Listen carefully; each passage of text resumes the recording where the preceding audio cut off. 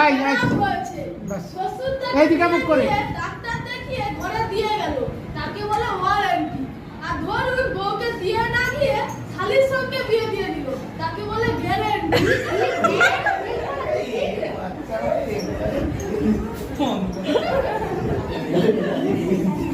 Sir বুঝবো দেখ আরো জোর পেয়েছে। ছি ছি ছি ছি ছি ছি, তোদের মুখ দিয়ে ভূত কথা বেরোয়। আপনি কি বলছেন? মুখ দেখতে ভূত বেরোয়? না না, আমি ওটা বলছি নাকি। তোদের মুখ দিয়ে ওই ভূত কথাটা বেরোয়, লজ্জা করে না? তো এমনি বলি, আজ থেকে আর এমনি বলবি না।